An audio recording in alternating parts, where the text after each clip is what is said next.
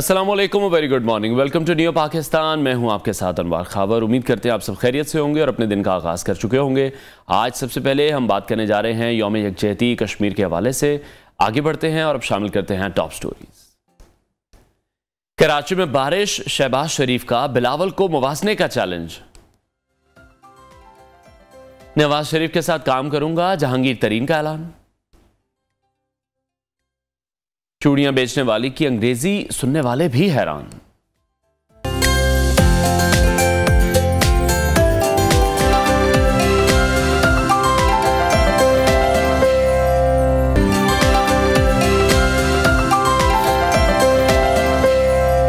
Welcome back नाज़रीन, और अब बात करने जा रहे हैं आम इंतखाबात के हवाले से। सिर्फ 2 रोज़ बाकी हैं आम इंतखाबात के इनाकात में, और दूसरी तरफ हम देख रहे हैं कि सियासतदानों के एक दूसरे पर जो जुमलेबाजी है उसका सिलसिला जारी है। बारिश में कराची की हालत जार देखकर शहबाज शरीफ ने बिलावल भुट्टो को मुवासने का चैलेंज दे दिया है। लाहौर में पार्टी रहनुमाओं के हमरा उन्होंने प्रेस कॉन्फ्रेंस की और शहबाज शरीफ ने कहा कि मनाजरा भी हो जाएगा, लेकिन बारिश से लाहौर और कराची का मुवाजना तो हो चुका है।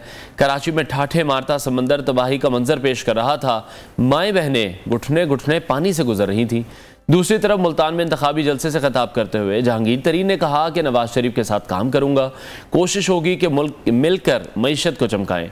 शेर हो या फिर उकाब हो, हम सबको ही मिलकर मुल्क की बेहतरी के लिए काम करना है। जबकि JUI के सरबराह मौलाना फजलुर रहमान ने बन्नू में जलसा आम से खिताब करते हुए कहा कि आज तहजीब का दुश्मन जेल में पड़ा है और आज उन पर ऐसे मुकदमात बन रहे हैं जिनका हम तो सोच भी नहीं सकते।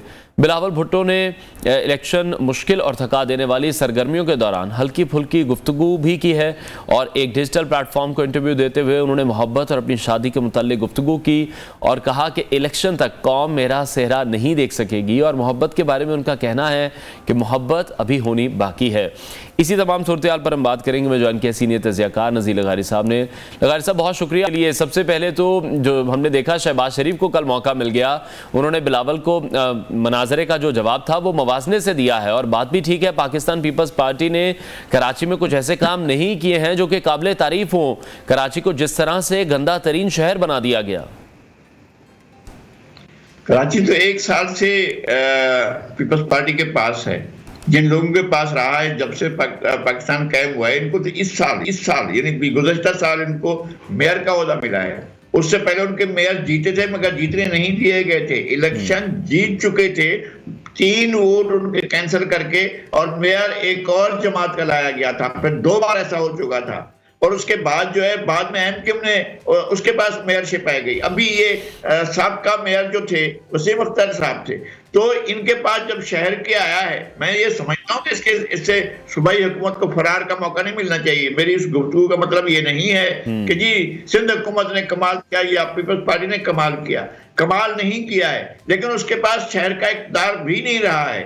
और मैं अब भी ये समझता हूँ कि मसले का हल ये है कि सूबों से शहरों की तरफ वसाइल जाएं। जिस तरह से पूरे पाकिस्तान के वसाइल लाहौर पर लगाए गए। पाकिस्तान का, मुझे याद है कि एनुअल डेवलपमेंट बजट 14 खरब था, उनमें से 9.5 खरब लाहौर पर लगाए गए, पूरे पाकिस्तान पर। फिर क्या करेंगे आप डेवलपमेंट का मुकाबला?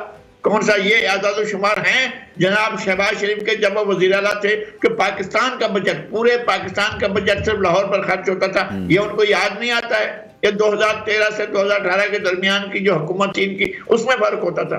तो ये आज़ाद-ओ-शुमार भी तो उनके याद रखनी चाहिए ना। उन्होंने कराची में ये जो 14 अरब रुपए लगाए थे उसके ऊपर, ग्रीन बस के ऊपर, वो नामुकम्मल ढांचा पड़ा हुआ था, वो बाद में मुकम्मल हुआ। अब भी मुकम्मल नहीं है, लेकिन फिर भी लोग वो उसको झेल रहे हैं। फिर यहाँ पर जो है वो जो इंक्रोचमेंट हुई है वो किसने की है? सबने मिलकर इंक्रोचमेंट की, और सारे के सारे जो है वो सर्कुलर रेलवे को बंद कर दिया गया। हमारे तमाम रास्ते, नदी नालों के उन पर मकानात खड़े कर दिए गए, और उनको फिर अब गिराया जाता है तो फिर और मसाइल खड़े हो जाते हैं। लेकिन जाहिर है अब शहर है, शहर का मसला है, मसले का हल होना चाहिए। शहबाज शरीफ को यह याद रखना चाहिए कि गुज़श्ता बारिशें थी, उस वक्त आपकी पार्टी क्या कर रही थी। ये जो तबाहकुन बारिशें जिस पंजाब बिल्कुल ऐसे ही है। दोनों जमातों की तरफ से हम देख रहे हैं कि उस 16 माह के टेन्योर को डिस्कस नहीं किया जाता। लगाए सब इंतखाबी मुहिम की अगर हम बात करें वो तो खत्म होने वाली है, आप किस तरह से देख रहे हैं? कौन सी ऐसी जमात रही है जिन्होंने अपनी इंतखाबी मुहिम सबसे जानदार तरीके से चलाई है? नून लीग ने जिस तरह से इंतखाबी मुहिम में काफ़ी लेट एंट्री की है, टिकटों की तकसीम पर या मंशूर पर उन्होंने बहुत ज़्यादा काम करते हमें दिखाई दिया, बड़ा वक्त लिया उन्होंने। नहीं, वो तो इसलिए कि पार्टी के अंदर इख्तलाफात ज्यादा थे। एक हल्के पर 3 उम्मीदवार, सारे टिकट के उम्मीदवार थे, तो उसको सेटल करने में इनको वक्त लगा है। कंपेन जो अगर कंपेन चलाना हो उसका नतीजा देखते हैं कि क्या निकलता है, लेकिन कंपेन तो बिलावल ने चलाई है। चारों सूबों में गए और हर जगह पर गए। मियां नवाज शरीफ को तो अभी तक ना बलूचिस्तान वालों ने देखा है, एक 5 स्टार होटल में जाकर उन्होंने कुछ लोगों को अपनी पार्टी में शामिल किया था। ना वो बलूचिस्तान में गए, ना वो खैबर पख्तूनख्वा में गए, ना वो सिंध में आए हैं। अभी तक तो इन लोगों ने जो मुल्क के लीडर हैं, वजीर आज़म बनने जा रहे हैं और 2 दिन के बाद उन्हें वजीर आज़म बन जाना है, तो आपने 3 सूबों को तो बिल्कुल इग्नोर किए रखा है। तो फिर कहीं लगारी साहब यही तो वजह नहीं है कि उन्हें पता है कि उन्होंने वजीर आज़म बन जाना है, तो क्या जरूरत है फिर जाने की? हाँ, जरूरत ही नहीं है। सराय की बैठ भी उनका नहीं है और उसमें वहां जाने की भी जरूरत नहीं है। पूरा मुल्क उनका है और वो जाएं ना जाएं, उन्होंने बादशाह पानी जाना है। जब ये तय हुआ है, जब ये लिख दिया गया है, तो फिर क्या जरूरत है उन्हें कंपेन करने की और खर्च करने की और जाकर वहां लोगों को खिताब करने की? ठीक है लगारी साहब, हमने देखा पाकिस्तान पीपल्स पार्टी का मंशूर जब सामने आया वो सिर्फ 6 सफ़ात पर मुश्तमिल था। उस पर बड़ी तनकीद की गई। जिस तरह से पहले 2018 या 13 की हम बात करें तो उस टाइम उनके मंशूर को अगर देखा गया तो बड़ा तफसीली मंशूर उस वक्त सामने आया था। इस दफ़ा आप देख रहे हैं कि इंतखाबात में मंशूर को ज़्यादा अहमियत पीपल्स पार्टी ने नहीं दी, बल्कि जो ज़्यादा अहमियत रही, ज़्यादा फोकस किया, वो एंटी नवाज वोट को किया। एक तो ये है कि जो पीपल्स पार्टी का मंशूर है उन्होंने उसी दिन दिया जिस दिन मुस्लिम लीग ने अपना मंशूर दिया। दोनों का एक दिन, और मंशूर जो है सफात के एतबार से पीपल्स पार्टी का मंशूर बहुत ज्यादा है, बहुत से सफात हैं उसके, और ये वो 6 सफात वाला वो मुख्तसर नहीं है उसका जो दिबाचा देकर या उसका कोई सूरत यार वो करके सामने रख रहे थे। अगर इन बातों में उन्होंने एंटी नवाज शरीफ वोट को कैश करने की कोशिश की है। हम ये देखते हैं कि वो उसमें कामयाब हुए हैं या नहीं हुए हैं। और एंटी नवाज शरीफ वोट जो है, अगर वो प्रो पानी पीटीआई वोट है तो फिर उसको कैसे आप अपने पास ला सकेंगे? लेकिन उन्होंने अपना वोट बैंक मोबिलाइज किया है, ये काम उन्होंने किया है। फैसलाबाद का जलसा मैं नहीं समझता था कि इतना बड़ा जलसा होगा। वो बहुत बड़ा, अब तक के जितने जलसे फैसलाबाद में हुए हैं, बिलावल का जलसा सबसे बड़ा था। और इसी तरह से बहुत से शहरों में बिलावल गए हैं और बाकी जमातें वहां गई ही नहीं है, ऐसा भी हुआ है। तो ये इंतखाबी मुहिम की हद तक तो कामयाब था, लेकिन नतायज क्या होते हैं ये तो ठीक है लगारी साहब, हमने देखा बहुत बातें हुई, बहुत से लोगों ने कहा, बड़े मसले मसाइल पैदा हुए कि इलेक्शन नहीं होने, लेकिन अब अल्हम्दुलिल्लाह इलेक्शन हो रहे हैं। सिर्फ 2 ही दिन बाकी रह गए। आप किस तरह से देख रहे हैं अवाम इलेक्शन वाले दिन वोट कास्ट करने के लिए अच्छी तादाद में बाहर निकलेंगे? बहुत से लोगों का गिला है पाकिस्तान तहरीक इंसाफ को लेवल प्लेइंग फील्ड नहीं दी गई, जिस तरह से आप गिला कर रहे हैं कि नून लीग बहुत से हल्कों में नहीं गई है। बिलावल बड़े एक्टिव दिखाई दिए हैं। नहीं, वो पीटीआई ने अपने लिए यार खुद किया है, मुझे बहुत अफसोस है। वो सियासत नहीं थी, वो सियासत नहीं है। ऐसा नहीं होता है। अगर आप जमहूरियत के लिए बात करते हो तो आपका जमहूरियत का पहला हुस्न ही ये है कि आप बातचीत करते हैं, आप डायलॉग करते हैं, आप गुफ्तगू करते हैं। वो तो कहते थे मैं किसी से बात करने को तो तैयार ही नहीं हूँ। ठीक, बहुत शुक्रिया सीनियर तज़किया नज़ीर लगारी साहब, हमारे साथ इन कॉन्वर्सेशन थे। नाजरीन ब्रेक लेते हैं, ब्रेक के बाद आपको दोबारा ज्वाइन करेंगे। विदास।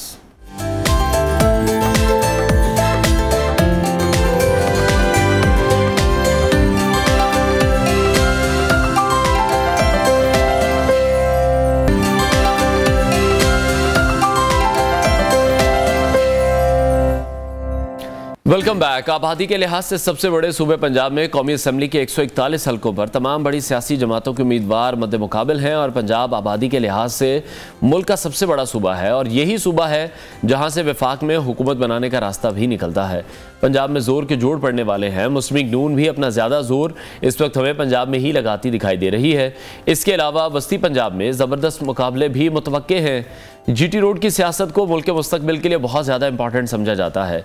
जायज़ा लेते हैं कि पंजाब में किन किन हल्कों में माहिरीन सख्त मुकाबले का इम्कान ज़ाहिर कर रहे हैं और वहाँ कौन किसके मद्दे मुकाबिल है, इसको भी डिस्कस कर लेते हैं। लेकिन कल हमने देखा कि एक वीडियो वायरल हुई है लाहौर से कौमी असम्बली के हल्का NA 121 से मुस्लिम लीग नून के उम्मीदवार शेख रोहेल असगर की कारकुन से तल्ख कलामी हो गई और वीडियो में हम ये देख सकते हैं कि कारकुन ने कहा कि शेख साहब गली में गंदा पानी खड़ा होता है।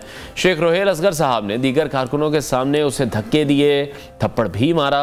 इस वीडियो में कारकुन को वहां से निकलते भी देखा जा सकता है। ये मनाजिर हैं, इनको भी हम डिस्कस कर लेंगे कि इस तरह का जो रवैया है, इस तरह का बर्ताव है, वो सियासतदानों की तरफ से क्यों अपनाया जा रहा है जब उनसे सवालात किए जा रहे हैं। इसी हवाले से मजीद बात करेंगे। नुमाइंदा नियो न्यूज़ वकास गौरी ने हमें स्टूडियोज में ज्वाइन किया है। वकास, बहुत शुक्रिया आपके वक्त के लिए। Welcome to neo Pakistan. सबसे पहले यही जानना चाहेंगे, पाकिस्तान मुस्लिम लीग नून जिस तरह से अक्सरियत का दावा कर रही है, आप क्या देख रहे हैं? मुस्लिम लीग नून पंजाब में बड़ी तादाद में नशिस्तें निकालने में अकेले कामयाब हो जाएगी? देखें, अगर मुस्लिम लीग नून की आप कैंपेन की बात करें तो एड़ी चोटी का जोर जो है वो मुस्लिम लीग नून लगा रही है। और हमने देखा है कि मुस्लिम लीग नून जो है उसका यही स्टांस रहा है कि इस बार जो उसको हुकूमत दी जाए वो उसको कमज़ोर या मखलूत हुकूमत ना दी जाए। जिस तरह माजी में बानी PTI भी ये शिकवा करते दिखाई दिए कि जी मुझे ये हुकूमत लेनी ही नहीं चाहिए थी। तो इस मरतबा भी जो मुस्लिम लीग नून है उसका जो पहला स्टांस भी यही है और जो हमारे जो मुक्तदर हल्के हैं उन तक भी ये मैसेज यही पहुंचाया गया कि अगर आपने हमें हुकूमत देनी है तो फिर हमें ऐसी हुकूमत दें जिस पे हम कोई फैसले भी कर सकें। तो 141 जो सीटें हैं उसमें से मुस्लिम लीग नून जो है तकरीबन 100 NA की सीटें पंजाब से निकालने की जो है वो कोशिश कर रही है। इसी तरह लाहौर की अगर बात की जाए तो 14 NA की सीटों में से 2 तो सीट एडजस्टमेंट में चली गई जो इस्तेहकाम पाकिस्तान पार्टी के साथ उनकी एडजस्टमेंट हुई है और 3 पे सख्त मुकाबला भी है। तो 10 सीटें जो हैं मेरा ख्याल है कि मुस्लिम लीग नून NA से लाहौर की जो है इन तमाम हालात में भी जो अभी हमने आपके साथ वीडियो शेयर किया है, जिस तरह से वोटर्स हैं अगर वो सवाल पूछ रहे हैं तो उनको सवाल का जवाब नहीं दिया जा रहा, उनको धक्के दिए जा रहे हैं, उनको थप्पड़ मारे जा रहे हैं। इसी तरह की वीडियो एक हिना परवेज भट्ट साहिबा की भी सामने आई, जब एक वोटर उनके पास एक सवाल पूछने गया, उसको तो सवाल भी पूछने नहीं दिया गया जो इर्द गिर्द उनके लोग मौजूद थे। तो इस सिचुएशन में भी आप देख रहे हैं कि पाकिस्तान मुस्लिम लीग नून इस तरह से जीत पाएगी जब आप वोटर से बात करना पसंद नहीं कर रहे हैं। दूसरी तरफ अता तारड़ के हल्के की भी एक वीडियो सामने आई है जहां पर यह कहा जा रहा है मुबैना तौर पर कि 5-5 हज़ार रुपए देकर वो वहां पर वोट खरीदने की कोशिश कर रहे हैं, जिस हल्के में उनके साथ बिलावल खड़े होने लगे।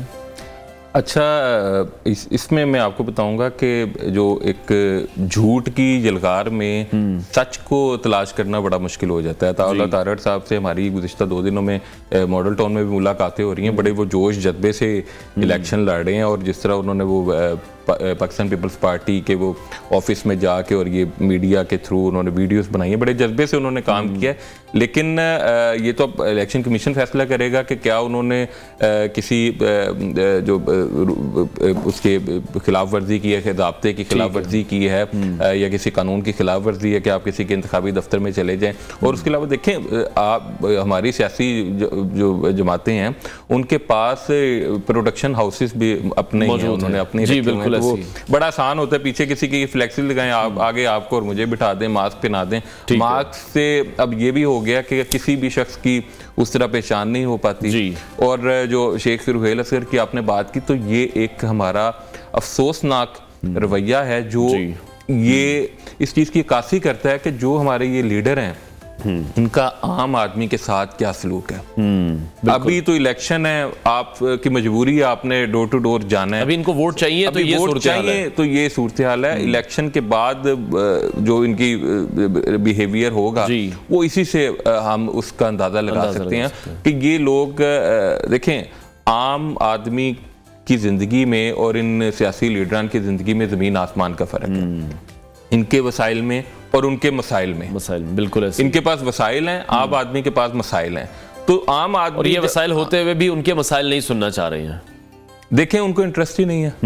अगर आप शीशे के घर में रहते हैं तो आपको मिट्टी के घर में रहने वालों के मसलों का अंदाजा नहीं हो सकता। आपका कई 100 कनाल एकड़ पर घर है, आपको क्या पता है कि 3 मरले के घर में जो रहता है उसको कितने मसले हैं कि बिजली का जो तार है वो भी उसके बिल्कुल 1 फुट से गुजर रहा है, नाली भी घर के पास से गुजर रही है, तो आप उसका अंदाजा ही नहीं कर सकते। बिल्कुल ऐसी। अच्छा, जीटी रोड की अगर हम बात करें, क्योंकि बहुत इंपॉर्टेंट किरदार है जीटी रोड का सियासत में, तो पाकिस्तान मुस्लिम लीग नून का कभी इस पर राज होता था, लेकिन अब बड़ी तादाद में हम देख रहे हैं जो आज़ाद उम्मीदवार हैं वो भी मुस्लिम लीग नून को टफ टाइम आप समझ रहे हैं कि दे सकते हैं, या फिर वही मामला है कि अगर मुस्लिम लीग नून बरतरी पर हुई है तो फिर वही तमाम आज़ाद उम्मीदवार हमें मुस्लिम लीग नून में ही दिखाई देंगे? अच्छा, यहाँ पे मैं आपको एक बात कहूँ जी, आज़ाद उम्मीदवार भी पाकिस्तान में आज़ाद नहीं है। जी बिल्कुल, ठीक है। तो पहले तो आप ये कॉन्सेप्ट क्लियर करें हमारे देखने वाले भी कि जो आज़ाद हैं वो वाकई आज़ाद हैं, वो भी आज़ाद नहीं है।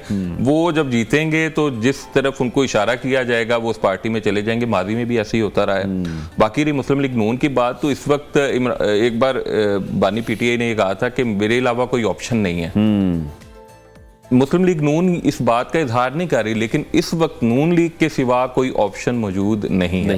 ये एक मजबूरी भी है और वक्त की ज़रूरत आप इसको कह लें कि वो 9 मई का जो वाक़या है उसने उन PTI का रास्ता बंद और मुस्लिम लीग नून का रास्ता जो है वो खोल दिया। यही वजह है कि इनका जो बयानिया है वो ये भी सामने लेके आ रहे हैं कि हम 28 मई वाले हैं, 9 मई वाले नहीं है। लेकिन इसका आपको क्या लग रहा है, फिर पाकिस्तान तहरीक-ए-इंसाफ बिल्कुल कोई भी सीट नहीं निकाल पाएगी? नहीं, बिल्कुल ऐसा भी नहीं है। सीटें निकलेंगी, लेकिन उसमें जो 9 मई के किरदार हैं, अव्वल तो उनको इलेक्शन लड़ने नहीं दिया जा रहा, और अगर कोई एक आध किसी तरह किसी कानूनी आड़ में अदालती सपोर्ट के साथ लड़ भी गया या उसके कोई फैमिली मेंबर भी, तो फिर उसके लिए मुश्किल हो जाएगा जीतना, क्योंकि सपोर्टर्स भी उस तरह सामने नहीं खुल के आ रहे, और जो आज़ाद उम्मीदवार हैं उनकी एक 30 से 40% जो कहा जा रहा है कि 20 से 30% सीटें वो निकाल सकते हैं। तो कौन से बड़े हल्के आप देख रहे हैं जहां पर फिर बहुत ज़्यादा टफ मुकाबला होगा, टफ सिचुएशन होगी?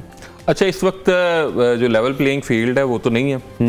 टफ तो इस तरह नहीं कह सकते, क्योंकि हमने भी जो कैंपेन्स देखी हैं और जो इलेक्शन इंतखाबी मुहिम हमने भी हल्के कवर की हैं, वहाँ पे अगर आप जलसा देखें तो वो सिर्फ नून लीग का है, और अगर वोट देखें तो वो शायद नून लीग का नहीं है। तो लाहौर की अगर बात की जाए तो मियां नवाज शरीफ का जो अपना आबाई हल्का है NA-130, उसमें उनके सामने यास्मीन राशिद हैं, और वो भी एक टफ मुकाबले। लेकिन वकास, जैसे आप कह रहे हैं कि जलसा नून लीग का है लेकिन वोट नून लीग का नहीं है, ये क्या फिर सिचुएशन है? देखें, ये इस तरह है कि हमारे अवाम भी जज्बाती हैं, हम भी जज्बाती हैं। हमें परवेज़ मुशर्रफ जब बीमार हुए थे, अल्लाह उनकी मग़फ़िरत फरमाए, तो हमें उनसे भी हमदर्दी हो जाती है। और हम जब कोई आमिर भी जब अपनी मुद्दत पूरी करता है या मुश्किलात में हुकूमत ख़त्म करता है, बीमार होता है या जेल में होता है, तो हमें उसकी भी जो है वो फिक्र हम बेसिकली शख्सियत परस्त लोग हैं ना, तो हम किसी भी हुक्मरान को, बादशाह को, या उस बंदे को, उस शख्स को, उस शख्सियत को जो कभी वज़ीर आज़म बना हो या उस सीट पर बैठा हो इक़्तिदार में, उसको हम तकलीफ में नहीं देख सकते। तो इस वक्त हमारी हमदर्दियां जेल में बैठे हुए शख्स के साथ हैं। यही हमदर्दियां पहले हमारी मियां नवाज शरीफ के साथ थी, उससे पहले हमारी हमदर्दियां जो हैं वो भुट्टो के साथ थी। तो हम जब मुश्किल में, पाकिस्तानी कौम बड़ी मोहब्बत करने वाली है, जब ये लोग हुकूमत में होते हैं भूल बहुत जल्दी जाते हैं, बड़ी जल्दी भूल जाते हैं, और मोहब्बत में बड़ी जल्दी गिरफ्तार आ जाते हैं। अच्छा, जिस तरह से मुस्लिम लीग नून के जलसों की बात कर रहे हैं, उनकी इंतखाबी मुहिम की बात कर रहे हैं, नून लीग की इंतखाबी मुहिम में मरियम नवाज फैक्टर को आप किस तरह से देखते हैं? क्योंकि इस पर बहुत ज़्यादा बात होती है कि वो क्राउड पुलर हैं, शहबाज शरीफ क्राउड पुलर नहीं है, हमजा शहबाज क्राउड पुलर नहीं है, या बड़े मियाँ साहब हैं या फिर मरियम नवाज साहिबा हैं। अच्छा, ये इसका मैं जवाब देने से पहले आपको मजीद 2 हल्के बता दूं। एक NA-130 है जिसमें मियाँ नवाज शरीफ और यास्मीन राशिद हैं। इसके अलावा NA-122 में भी सख्त मुकाबला है जिसमें ख्वाजा साद रफीक हैं, लतीफ़ खोसा हैं। इनके दरमियान भी सख्त मुकाबले की जो है वो तवक्को की जा रही है। तो ये 2-3 हल्के जो हैं लाहौर में, इनमें कहा जा सकता है कि कोई ना कोई मुकाबला देखने में आएगा। एक वो मियाँ अजहर साहब भी गुलशन रावी के इलाके से इलेक्शन लड़ रहे हैं, हमाद साहब, जहाँ पर बिलावल हैं, अता तारड़ हैं, बिलावल खोखर साहब हैं, वहाँ पर भी अताउल्लाह तारड़, वो अभी लड़ाई चल रही है, तो इसलिए मैं उस बारे में बात नहीं कर रहा, क्योंकि वो तो पहली मामला मशकूक कर दिया ना उन्होंने। जहाँ खोखर साहब हैं, वहाँ सैफुल मलूक खोखर के सामने करामत खोखर के जो साहबजादे हैं, जो माजूर भी हैं, वो उनके साथ भी लोगों की जो मैंने बात की थी, हमदर्दियाँ और एक जेल की हमदर्दी, एक 3 केसेस की हमदर्दी। मैंने तो कल शहबाज शरीफ साहब से ये सवाल भी पूछा, मैंने कहा जी 3 केसेस में सजाएं हो गई हैं, तो अब आप कुछ करें? तो कहते जी मैंने तो सजाएं नहीं दी उनको। तो मैंने कहा आप कोई बातचीत करें, जमहूरी रवैया इख्तियार करें, लेकिन वो गुस्से में है। मुस्लिम लीग नून जो है वो माजी के इमरान खान के रवैये पर नाखुश है कि ये लोग जब मीटिंग के लिए भी जाते थे तो इनको वो खान साहब जब वज़ीर आज़म थे तो टाइम नहीं देते थे। बिलावल ने भी ये कोट किया था कि वो खान साहब को ये समझाते रहे थे पहले भी कि जो मुखालिफिन हैं उनकी खवातीन के हवाले से कोई एक्शन ना लिया जाए, तो आज उसका सामना फिर उन्हें खुद करना पड़ रहा है। ये बिलावल को पहले वो सुनते नहीं थे और आजकल वो समझ नहीं रहे। अगर उस वक्त सुन लेते तो उनको इतनी मुश्किलात ना होती, और आज वो समझ लें कि उनके साथ क्या सिचुएशन इस वक्त हकीकत में दरपेश है, और वो जेल से निकल के डायरेक्ट वज़ीर आज़म हाउस नहीं जाएंगे। इस सच्चाई को वो समझ लें तो उनकी मुश्किलात कम हो सकती हैं। अब मैं आपको वो मरियम नवाज वाला बताऊं कि ये पिछले जो जलसे हमने देखे हैं, अच्छा एक प्रोटोकॉल होता है जलसे का कि पहले आगाज में किसने खिताब करना है, मिड में किसने करना है, और इख्तिताम पर जो सीनियर लीडरशिप होगी, जो कायद होंगे वो खिताब करेंगे। लेकिन मियां नवाज शरीफ साहब ने एक आजकल एक नया वो सिलसिला शुरू किया कि वो मरियम नवाज जो चीफ ऑर्गेनाइजर है पाकिस्तान मुस्लिम लीग नून की और बेशक क्राउड पुलर है, उनको साथ लेकर जाते हैं और अपना खिताब मियाँ साहब पहले करते हैं और मरियम नवाज का जो खिताब है वो मियाँ नवाज शरीफ के खिताब के बाद में होता है। तो ये एक बड़ा इशारा है कि मुस्लिम लीग नून जो है उसका आइंदा का सियासी जानशीन कौन होगा। लेकिन शहबाज शरीफ ने जब मरियम नवाज के साथ एक रैली और जलसा किया लाहौर में, तो शहबाज शरीफ ने अपना खिताब जो है वो मरियम के बाद ही रखवाया। तो ये भी एक इशारा है कि इसीलिए जो मेरा अगला सवाल है वो भी इसी से कनेक्टेड है कि फिर आप किस तरह से देख रहे हैं नून लीग के जो कितने उम्मीदवार होंगे जो कि फिर पंजाब में वजारत आला के उम्मीदवार होंगे, उसको किस तरह से आप देख रहे हैं? क्योंकि बहुत से हल्के ये कह रहे हैं कि शायद इस्तेकाम पाकिस्तान पार्टी भी ये कहे कि हमें भी हिस्सा दिया जाए वजारत आला में, फिर विद इन नून लीग शहबाज शरीफ साहब खुद हैं, मरियम नवाज साहिबा हैं, हमजा शहबाज हैं। देखें अभी तो एक चहमगोई की जा सकती है, अंदाज़ा लगाया जा सकता है। और अगर on the ground Muslim League Noon के उम्मीदवारों की बात की जाए तो मियाँ शहबाज शरीफ, मरियम नवाज, ख्वाजा साद रफीक, ठीक है, और ये जो है हमजा शहबाज, ठीक है, ये इस वक्त 4 शख्सियात हैं। यानी कि इस्तेकाम पाकिस्तान पार्टी में से किसी को हिस्सा नहीं मिलेगा। ये 4 मुस्लिम लीग नून में से उम्मीदवार हैं और अलीम खान का भी नाम जो है वो लिया जा रहा है कि वो भी वज़ारत आला के लिए एक ऐसी शख्सियत हैं, स्ट्रॉन्ग कैंडिडेट हैं और बैलेंस शख्सियत हैं कि वो चीज़ों को बैलेंस भी कर देंगे। और वो पिछले कुछ अरसे से उनका शरीफ फैमिली के साथ भी एक अच्छा जो है वो एक ताल्लुक जो है वो हम देख रहे हैं, एक अच्छी उनकी बॉन्डिंग जो है वो सामने आ रही है। तो ये 4-5 लोग जो हैं इनके नाम सामने आ रहे हैं। अब देखना ये होगा, देखें वफाक और पंजाब को अलग अलग नहीं किया जा सकता। अगर मुस्लिम लीग नून की हुकूमत बनती है और वज़ीर आज़म जो हैं वो मियाँ नवाज शरीफ आते हैं तो फिर मियाँ साहब के लिए मुश्किल हो जाएगा कि वो मरियम को वज़ीर आला पंजाब बनाएं। अगर वफाक में शहबाज शरीफ को उनका पोर्शन मिल जाए तो फिर शहबाज शरीफ को भी एतराज़ नहीं होगा कि वो पंजाब में मरियम नवाज को मौका दें। और यहाँ पे ये भी आप थोड़ा सा गौर करें इसके ऊपर कि मरियम नवाज जो हैं वो एक तो उनके लिए भी ये एक अहम मौका है क्योंकि अभी मियाँ नवाज शरीफ 21 अक्टूबर को वापस आए, पूरी कैंपेन कर रहे हैं। ठीक है, बाद में क्या सियासी हालात बनते हैं, वक्त मोहलत दे ना दे, क्या चीज़ सामने, नवाज के लिए भी एक टर्निंग पॉइंट है कि अगर वो आज इस इलेक्शन के बाद वज़ारत आला पंजाब की संभाल लेती हैं, ये वफाक में कोई जिम्मेदारियां संभाल लेती हैं, तो वो भी हमारी मुस्तकबिल में उनका वज़ीर आज़म बनने के लिए राह जो है वो हमवार हो जाए। ठीक है, बहुत शुक्रिया नुमाइंदा न्यू न्यूज़ वकास गौरी हमारे साथ इन कॉन्वर्सेशन थे। नाज़रीन ब्रेक लेते हैं, ब्रेक के बाद आपको दोबारा ज्वाइन करेंगे।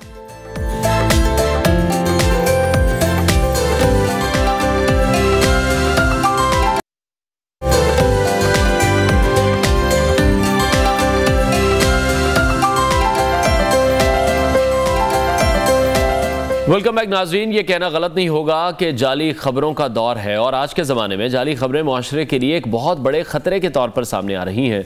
सोशल मीडिया पर जाली खबरों का एक तूफ़ान बरपा है और कुछ भी पता नहीं चलता है कि कौन सी खबर दुरुस्त है या गलत है, बस वो एक लम्हे में फैलती चली जाती है।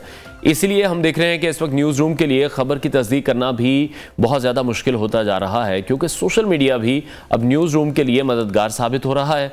दूसरी तरफ हम ये भी देख रहे हैं कि टेक्नोलॉजी ही टेक्नोलॉजी को रोकती है। फैक्टर एक ऐसा टूल है जिसे न्यूज़ रूम को गलत मालूमात के खिलाफ बाख्तियार बनाने के लिए डिज़ाइन किया गया है।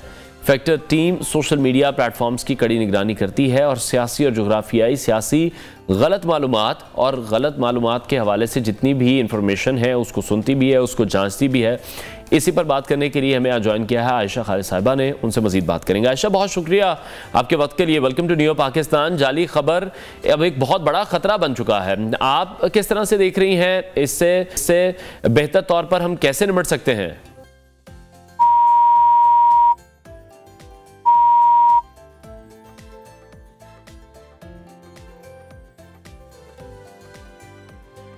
जी आयशा, आप हमें सुन पा रही हैं? आयशा से एक बार फिर से राब्ता कायम करने की कोशिश करते हैं। जैसे हम बात कर रहे हैं जाली खबर के हवाले से, सोशल मीडिया पर जो भी हम खबर देखते हैं उसे हमें हतमी खबर नहीं मान लेना चाहिए। मेन स्ट्रीम मीडिया इसीलिए बना है ताकि खबरों की जो जांच पड़ताल है, खबरों की जो तस्दीक है, वो बेहतर तरीके से कर ली जाए। टेक्नोलॉजी जिस तरह से हम देख रहे हैं कि दुनिया में आ रही है और हम टेक्नोलॉजी के मैदान में तरक्की भी करते जा रहे हैं, तो अब इस तरह के टूल्स भी ईजाद किए गए हैं कि जाली खबर की रोकथाम उससे हो सकेगी, जाली खबर की पहचान हो सकेगी। आयशा खालिद से हम कनेक्ट करने की कोशिश कर रहे हैं ताकि हम ये जान सकें कि किस तरह से हम जाली खबरों से बच सकते हैं और टेक्नोलॉजी का किस तरह से बेहतर तरीके से इस्तेमाल किया जा सकता है, क्योंकि सोशल मीडिया पर आजकल जाली खबरों का एक तूफ़ान है जो कि बर्पा हो रहा है। और जो मेन स्ट्रीम हमारा मीडिया है, जहाँ पर न्यूज़ रूम काम कर रहा होता है, उनके लिए भी इस खबर की तस्दीक करना बिल्कुल भी आसान नहीं होता और उन्हें बहुत मुश्किलात का सामना करना पड़ता है। आयशा, अगर आप हमें सुन पा रही हैं तो बताइएगा कि जाली खबरें जो कि एक बहुत बड़ा खतरा बन चुकी हैं, अब आप किस तरह से देख रही हैं, बेहतर तौर पर किस तरह से निपट सकते हैं इस मसले से? बहुत शुक्रिया मुझे वक्त देने के लिए और माजरत के आप तक मेरी आवाज नहीं पहुंच पाई पहले। जी। तो बेसिकली जैसे आपने खुद कहा कि जाली खबरों को इतनी मनगढ़ंत कहानियों के साथ और इतनी कन्विक्शन के साथ फैलाया जाता है कि लगता है ऐसा ही है कि वो सच है। जैसे कि अभी हमने मुख्तलिफ वाक़यात देखे हैं सोशल मीडिया पे, खास तौर पे कि मुख्तलिफ वीडियोस को मुख्तलिफ कॉन्टेक्स्ट में यूज किया जाता है, मुख्तलिफ फुटेजेस को, मुख्तलिफ पुरानी वीडियोस को नई कैप्शंस लगा के, मनगढ़ंत थंबनेल्स लगा के यूज किया जाता है। और फिर एक जिसे कहें कि तूफान बदतमीजी इंटरनेट पे मुख्तलिफ किस्म की शख्सियात को भी उसका सामना करना पड़ता है और कई दफा तो हालात यहाँ तक बिगड़ जाते हैं कि बाद शख्सियात की असली जिंदगी जो है वो खतरात का शिकार हो जाती है। इस जमीन में मीडिया मैटर्स फॉर डेमोक्रेसी की जानिब से न्यूज रूम्स के लिए, स्पेशली सिर्फ न्यूज रूम्स के लिए एक गूगल प्लगइन फैक्टर के नाम से लॉन्च किया गया है, जो कि एक टेक बेस्ड टूल है। बेसिकली फैक्टर जो है वो ये काम करेगा कि किस तरह से न्यूज रूम्स को हेल्प किया जा सकता है, सप्लीमेंट किया जा सकता है in their efforts of checking fact checking. कि कोई भी खबर सबसे पहले जब न्यूज रूम के पास आ रही है, चाहे वो सोशल मीडिया के थ्रू आ रही है या किसी और सोर्स के थ्रू, तो न्यूज रूम में बैठे अफराद सबसे पहले उसको चेक कर सकें कि आया ये खबर सच है या फिर झूठ पे मबनी है। मोस्ट ऑफ द टाइम ये होगा कि फैक्टर की टीम ऑलरेडी उस खबर को मॉनिटर कर रही होगी। 90% चांसेस हैं कि हम उसको ऑलरेडी डीबंक कर चुके होंगे और ये बता चुके होंगे कि आया इसका कॉन्टेक्स्ट क्या है। अब इसमें हो ये रहा है कि हम डिफरेंट डिजिटल टूल्स जो है वो इन्वेस्टिगेशन के लिए यूज करते हैं, जिनमें कि इनप्रिट है, जिनमें गूगल रिवर्स इमेज है, जिनमें टिनाई है। जी ठीक है, तो आपके ख्याल में अभी न्यूज रूम को इनिशियली किन मुश्किलात का सामना करना पड़ा है, क्योंकि एक बहुत बड़ा सोर्स सोशल मीडिया भी बन चुका है जहां से न्यूज रूम भी हेल्प लेता है? देखिए, न्यूज रूम्स के जो मसाइल हैं वो इसलिए हैं कि न्यूज रूम्स बेसिकली उनके पास वर्कलोड इतना ज्यादा है कि उनके पास शायद हल नहीं है। और फिर लेट्स बी ऑनेस्ट कि थोड़ा सा ब्रेकिंग न्यूज कल्चर को फॉलो करने के लिए हम जब आगे बढ़ने के लिए सोचते हैं तो फिर वो जो एक जर्नलिस्टिक सेंस है बाज़ दफा शायद कहीं ना कहीं कॉम्प्रोमाइज हो जाती है, क्योंकि अगर खबर एक जगह चल रही है तो definitely one have to follow it. और उतनी देर में कि जब हम उसकी सच्चाई और हकीकत पर मबनी, क्योंकि उन चीजों पे इन्वेस्टिगेट करने में टाइम लगता है, जो सोर्सेस अलग से लगाने पड़ते हैं। तो न्यूज रूम से बाज़ दफा बहुत इसे कहें अनफॉर्चुनेट बात है, लेकिन हम सब जानते हैं कि बाज़ दफा ये रिसोर्सेज अवेलेबल नहीं होते हैं। और उस जिसे कहें लोड को कम करने के लिए न्यूज रूम के सर्वे से मीडिया मैटर्स फॉर डेमोक्रेसी की जानिब से फैक्टर जो है वो लॉन्च किया गया। ठीक है, तो आयशा, इस टूल को ऑपरेट करना कितना आसान है? क्योंकि आसानी तो होनी चाहिए ताकि आसानी से जाली खबरों की जो रोकथाम है वो की जा सके, या फिर थोड़ा सा मुश्किल पैटर्न है, अभी मजीद वक्त लगेगा आसानी में? अच्छा, देखिए, इसको ऑपरेट करना तो इस तरह से आसान है कि गूगल प्लगइन जैसे आप अपने न्यूज रूम में अपने सिस्टम में लोड करते हैं, आप सिर्फ उसको डाउनलोड करेंगे और इसके अलावा उसमें आपने सिर्फ कीवर्ड्स के थ्रू सर्च करना है। फर्ज करें कि किसी भी पॉलिटिकल फिगर से मुतालिक कोई मालूमात हैं या जिससे मुतालिक कोई वीडियो या खबर सामने आई है, आप उनका नाम इंग्लिश या उर्दू में सर्च करेंगे और उनसे मुतालिक हमारे डेटाबेस में सिंक्रोनाइज जो भी खबरें हैं एक नई से लेके पुरानी तारीख से लेकर वो सामने आ जाएंगी। और बहुत ज्यादा, जैसे मैंने बताया कि 90% चांसेस है कि जिस खबर के कीवर्ड्स आप तलाश कर रहे हैं वो ऑलरेडी हमारे डेटाबेस में फैक्ट चेक मौजूद है। ठीक है, तो आयशा क्या सिर्फ न्यूज रूम के लिए इसे डिजाइन किया गया है या जैसे आम लोग हैं वो भी किसी खबर की तस्दीक के लिए इसको इस्तेमाल कर सकते हैं या इन फ्यूचर इस तरह के कोई प्लान्स हैं? In future I am sure ऐसे प्लान हो सकते हैं, लेकिन we are always looking for expanding such initiatives, लेकिन एट द मोमेंट फैक्टर सिर्फ न्यूज रूम को ही हेल्प आउट करेगा और न्यूज रूम की एफर्ट्स को सप्लीमेंट करेगा इन फैक्ट चेकिंग। ठीक है, लेकिन मैंने ये सवाल सिर्फ इसीलिए पूछा है कि बहुत से ऐसे लोग हैं हमारे सराउंडिंग में, मीडिया पर्सन्स को हमें भी कॉल्स आती हैं और हमें किसी ना किसी खबर की कंफर्मेशन के लिए पूछा जाता है, तो वो कोड यही कर रहे होते हैं कि मैंने सोशल मीडिया पर देखा है या फेसबुक पर देखा है या इंस्टाग्राम पर देखा है, एक्स पर देखा है, तो इस खबर को जो एंकर्स हैं वो यूटिलाइज कर सकते हैं आपके इस टूल को या अभी सिर्फ स्पेसिफिकली न्यूज़ रूम ही इस्तेमाल कर सकता है? जब एक खबर हमारे डेटाबेस में मौजूद है और न्यूज रूम के पास उसकी एक्सेस है तो न्यूज रूम में शामिल हर फर्द उसको एक्सेस कर सकता है, एंकर्स भी बिल्कुल उससे एक्सेस कर सकते हैं और उसको यूज भी कर सकते हैं, आगे इस्तेमाल कर सकते हैं, जो भी जहां भी उन्हें जरूरत है कि किसी भी किस्म की खबर की फैक्ट चेक उनसे सवाल किया गया है तो वो यकीनन उसको कोट कर सकते हैं। और फिर उस कोट करने का तरीका ये है कि हमने वो इन्वेस्टिगेशन बहुत सादा अल्फाज में और बाकायदा ये बयान करते हुए कि हमने कौन से डिजिटल टूल्स के जरिए पता किया है वो उसमें शामिल किया है।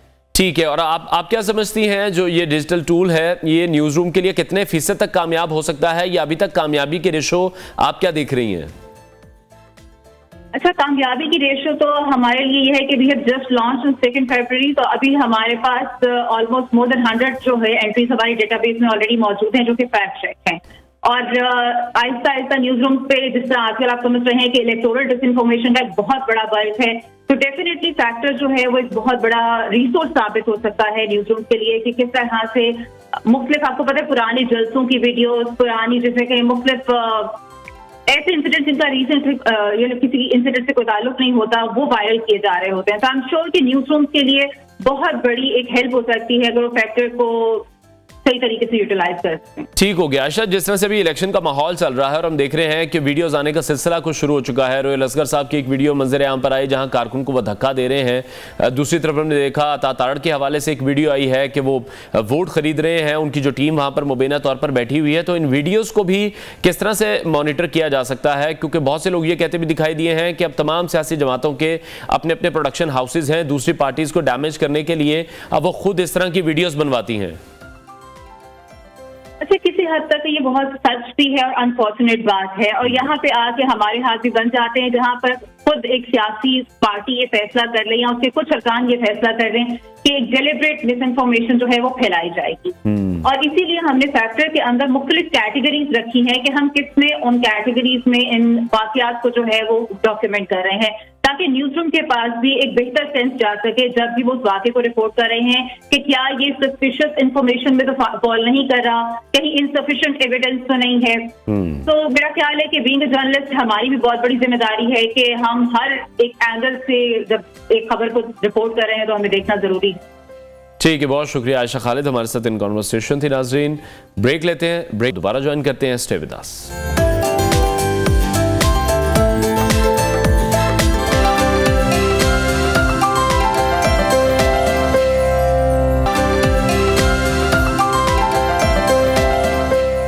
वेलकम बैक नाज़रीन, बरह रास्त आपको लिए चलते हैं फैसलाबाद, जहां निगरान वज़ीर आला Punjab Mohsin Naqvi safe city project की इफ्तिताही तकरीब से खिताब कर रहे हैं।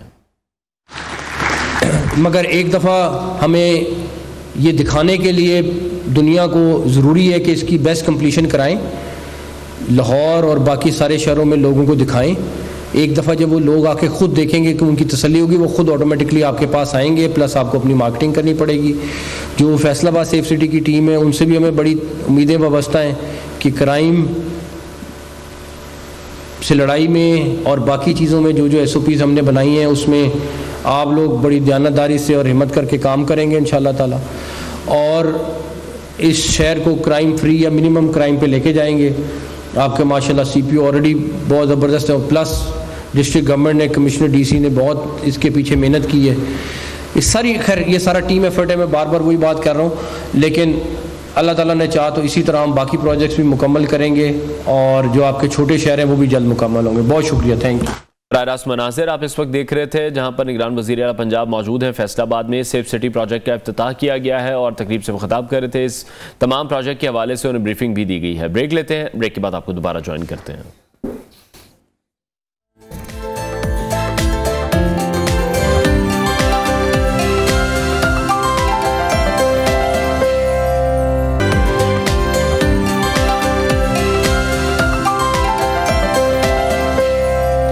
वेलकम बैक नाज़रीन, और अब प्रोग्राम के इस हिस्से में हम शामिल करेंगे एक वायरल वीडियो जो कि भारत में बहुत ज़्यादा देखी जा रही है। भारत में चूड़ियाँ बेचने वाली खातून की फरफर अंग्रेज़ी बोलने की वीडियो सोशल मीडिया पर वायरल हो गई है। पहले ये वीडियो आपको दिखाते हैं, फिर इसको डिस्कस करेंगे।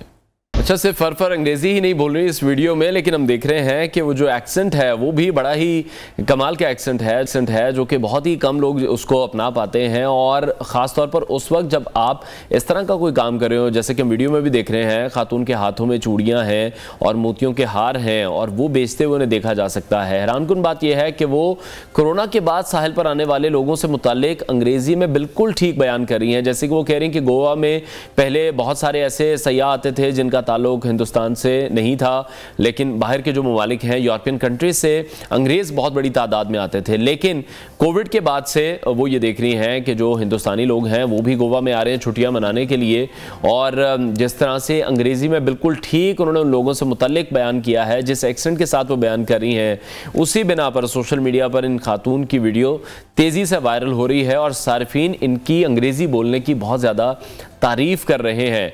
और एक सारिफ ये भी लिख रहे हैं कि मुझे अपनी तालीम पर शुबा हो रहा है। दूसरे ने लिखा है कि उनकी अंग्रेज़ी तो मुझसे भी बेहतर है। तो सरिया सयारी नामी खातून ने लिखा है कि खातून की ग्रामर का इंतखाब उनसे भी बेहतर है जिनके साथ मैं काम करती हूँ। यानी कि वो लोग जो पढ़े लिखे हैं और जो कि अंग्रेज़ी को बड़े अच्छे तरीके से जानते हैं, वो भी इनकी अंग्रेज़ी की तारीफ़ करते हमें दिखाई दे रहे हैं। हत्ता कि जो लोग अंग्रेज़ी पढ़ाते भी हैं वो भी ये कह रहे हैं कि इनकी जो ग्रामर है, इनकी जो अंग्रेज़ी है, जो इनका एक्सेंट है, वो बड़ा ही ज़बरदस्त है। अब कितने सालों से गोवा में मौजूद हैं, क्योंकि गोवा में बहुत बड़ी तादाद में जो यूरोपियन कंट्रीज से लोग हैं वो विज़िट करते हैं। और जिस तरह से खातून बता रही थी कि कोरोना से पहले बहुत ऐसी बड़ी तादाद कि जब सिर्फ यूरोपियन हैं वो ही गोवा आते थे, लेकिन अब हिंदुस्तानी लोगों ने भी यहाँ पर आना शुरू कर दिया हुआ है। तो ये सोशल मीडिया पर बड़ी वायरल हो रही है, बड़ी पजीराई इन्हें मिल रही है। आगे बढ़ते हैं और एक और ज़बरदस्त किस्म की वीडियो आपके साथ शेयर करते हैं। एक बड़ा ही खूबसूरत और उसके साथ साथ खौफनाक नज़ारा भी है। माउंट एवरेस्ट की चोटी से ये जो 360 डिग्री का नज़ारा दिखाने वाली एक वीडियो है वो सोशल मीडिया पर मंजर आम पर आई है, जिसने सारिफीन को हैरान कर दिया है, परेशान कर दिया है।